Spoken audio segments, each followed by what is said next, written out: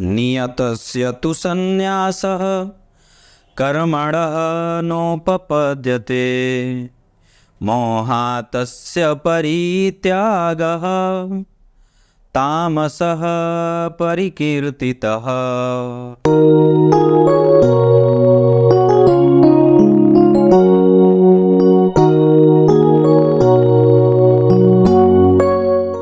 प्रिय दर्शकों नमस्कार, एक बार फिर से उपस्थित हूँ आप सबके सामने सोमवार के कार्यक्रम में धन भाव से संबंधित अद्भुत तथ्य और अद्भुत विषय लेकर के। ये बात आप लोग बहुत अच्छे से जानते हैं, ये मैंने ही कई बार बताया है अपने कार्यक्रम में कि कोई भी राशि सबसे पहले ये चाहती है कि मुझे अच्छा भाव मिल जाए।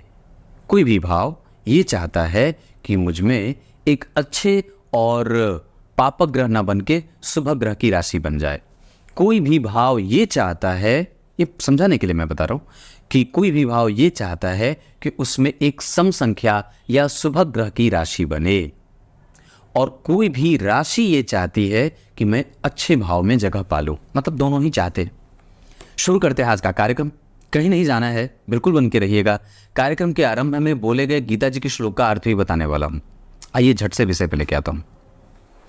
बात करते हैं कि अगर जन्म कुंडली में धन भाव में, जन्म कुंडली के धन भाव में अगर मेष राशि का निर्माण हो जाए तो क्या होगा। प्रश्न उठता है कि लग्न में मेष राशि बनेगी तो क्या होगा, पर उसी तरीके से प्रश्न सवाल ये भी उठता है कि अगर जन्म कुंडली के धन भाव में एक नंबर की राशि बन जाए, यानी कि मेष राशि यानी कि विषम संख्या की राशि बन जाए तो क्या होगा। इस पे विचार करने से पहले आपको ये हमेशा जान लेना चाहिए कि कोई भी भाव, ध्यान से समझिएगा, कोई भी भाव जिसमें विषम संख्या की राशि बनती है, ये बहुत अच्छा सिद्धांत है जो प्रत्येक कुंडली पे लागू होता है। कोई भी भाव जो अगर वहां पे विषम संख्या की राशि बनती है तो वो निसंदेह साहसी और व्यक्ति को जागृति से युक्त बना देता है। विषम संख्या मतलब 1, 3, 5, 7, 9 और 11। ठीक वहीं अगर किसी भी भाव में शुभ ग्रह की राशि बन जाए तो वो भाव व्यक्ति को पोलाइट बनाता है, मतलब शांत और सुकून वाला। जहां मेष राशि अगर जैसे अगर विषम संख्या की राशि है तो वहां उसे बनाएगी कैसी, साहसी। ये जो विषम संख्या की राशियां होती हैं ये पुरुषोचित होती हैं, और पुरुषोचित होने का अर्थ होता है कि साहस से युक्त, बल से युक्त, पराक्रम से युक्त। तो अगर धन भाव में मेष राशि बने तो क्या होगा, तो अगर धन भाव में मेष राशि बनेगी तो व्यक्ति को धन लाभ कराने के लिए मार्ग खोलने वाला होता है। ये पहली बात है। वहीं वो पंडित सुधी जन को वो धन दान में देने वाला, तत्परता से वो धन का दानी होता है। अगर मेष राशि लग्न में बन जाए तो आप जरा सोच के देखिए, तो धन भाव में बने तो लग्न में कौन सी राशि बनेगी, मेष राशि। अब हर भाव से आपको यही विषय समझने वाली है कि हर भाव में जो राशि बनी है, जन्म कुंडली के जिस भाव का आप विचार कर रहे हैं उस भाव का अधिपति क्या लग्नेश का मित्र है।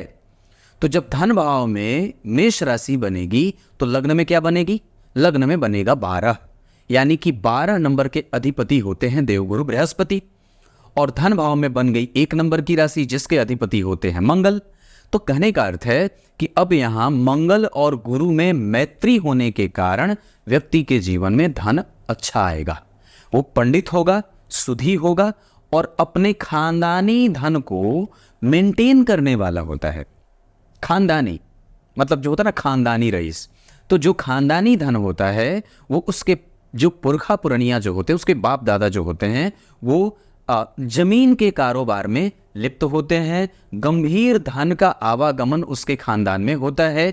वो राजसिक नेचर का होता है, साहस के बल पे अपने धन को रोक करके रखने वाला और कभी भी उसका गलत इस्तेमाल नहीं करने वाला होता है। इसके साथ ही वो धन अपने हाथ से खर्च करने वाला होता है, कभी किसी को दे करके अपना धन किसी को उड़ाते हुए नहीं देखेगा।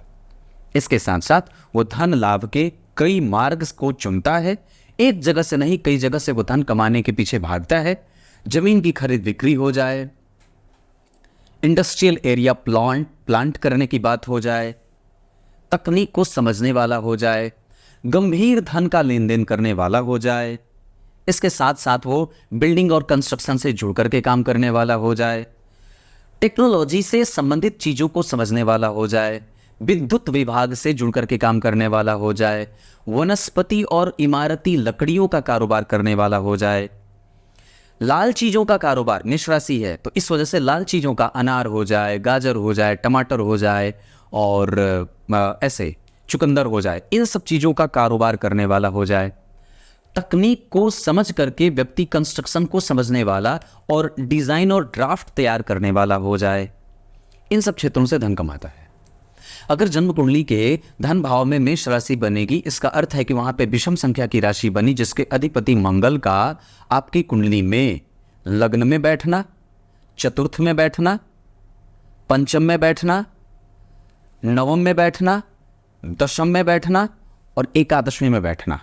अगर धन भाव के अधिपति या धन भाव में मेष राशि बनेगी तो मंगल का इन भावों में बैठना, इसके साथ साथ वो थोड़े बहुत परिणाम अष्टम भाव में बैठ करके भी अच्छा देंगे, क्योंकि वहां से वो बैठ करके लाभ भाव को और धन भाव को देखेंगे।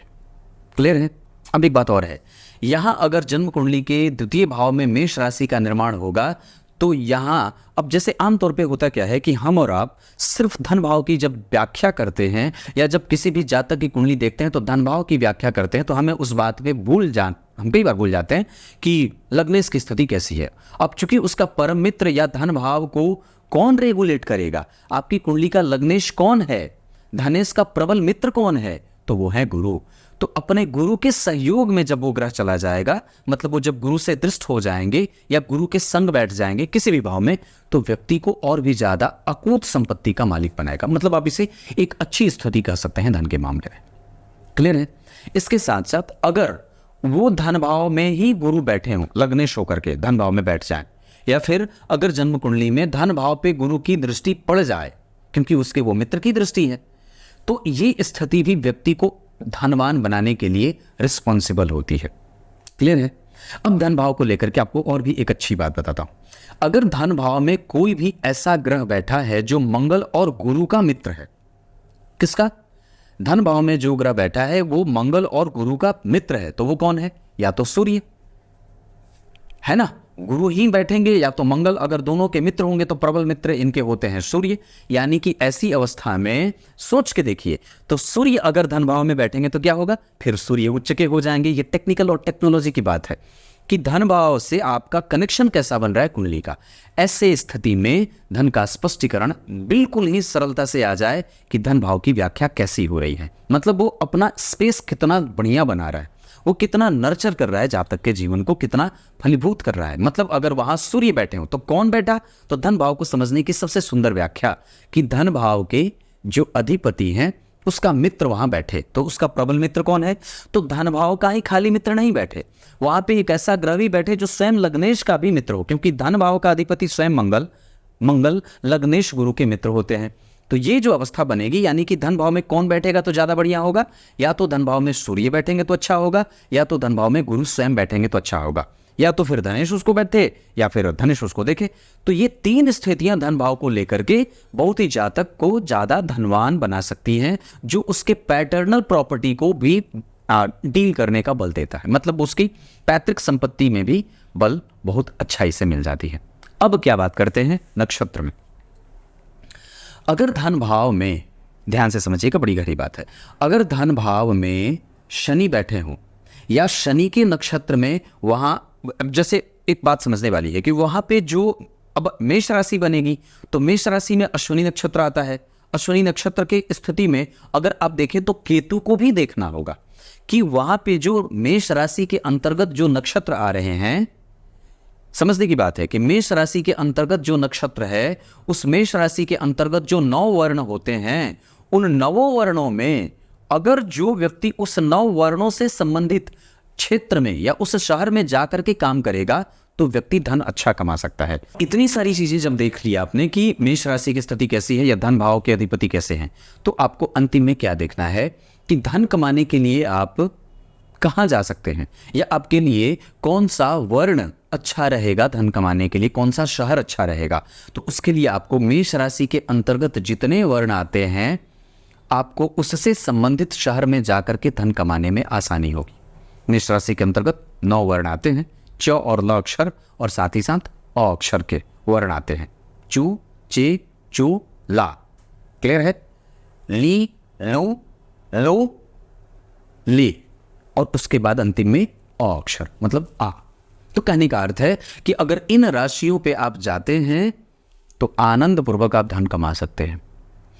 अगर धन भाव की स्थिति किसी भी तरीके से कमजोर हो रही है, मतलब मंगल कमजोर हो रहे हैं, जैसे छठे में बैठ गए या 12वें में बैठ गए, तो भी इसका अर्थ ये नहीं है कि वो भाव कमजोर है।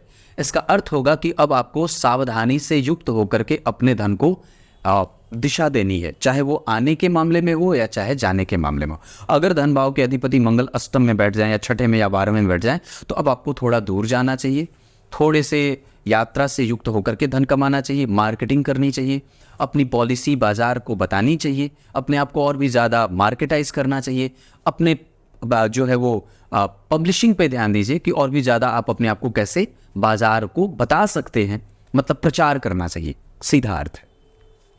धन का लेन देन बहुत ही सावधानी से करें। जो पार्टनर बना रखे हैं, जो आप धन किसी को दे रहे हैं, वो किस दिशा में दे रहे हैं, वो धन कहाँ लग रहा है और कौन सी कंपनी पे लग रही है, ये सारी चीज़ें धन भाव को लेकर के स्पष्ट हैं। अगर मंगल अस्त होंगे तो जन्म कुंडली में धन भाव कमजोर होगा, जिसके कारण व्यक्ति को विकलता से युक्त होकर के धन कमाने की नौबत आती है। अगर धनेश 12वें भाव में होंगे तो आपको अपने जन्म स्थान से दूर जाकर के विदेशी कंपनी, विदेशी कारोबार और इंपोर्ट एक्सपोर्ट का काम करके और विदेशी धरती से धन कमाने का योग बनता है। अगर 8वें में बैठेंगे तो पैतृक संपत्ति से जुड़ करके भी धन कमाते हैं, हालांकि वहां पे भी धन का हाश होते देखा गया है। वहीं धनेश अगर मंगल बनते हो और 6वें भाव में बैठेंगे तो आपको लेन देन पे ध्यान रखना चाहिए। ये बात है धन भाव की। मैंने लगभग सारी चीज़ों को कवर करने की कोशिश की है। अब इसके बाद बात करेंगे कि धन भाव में अगर वृषभ राशि बन जाए तो क्या होगा। आइए अब गीता जी के श्लोक का अर्थ बता देता हूँ। गीता जी के 18वें अध्याय के 7वें श्लोक में भगवान ने बात कही कि जो नियत कर्म है उसका तो कभी भी त्याग नहीं करना चाहिए। नियत जो बना करके परमात्मा ने आपके लिए आपके जो कर्म का विधान बनाया है उसका कभी भी त्याग नहीं करना चाहिए। जैसे धर्मशास्त्र का अध्ययन, पुरखों की सेवा, पितरों की सेवा, देवताओं की आराधना, उनके निमित्त दान और किसी भी प्रकार से हिंसा में ना जाना, ये कुछ प्रमुख आतिथ्य सत्कार है ना, ये सब हमारे नियत कर्म हैं। और यज्ञ अनुष्ठान आदि का कृत्य, ये हमारे नियत कर्म है, इनका कभी भी त्याग नहीं करना चाहिए। तब तक के लिए बहुत बहुत नमस्कार।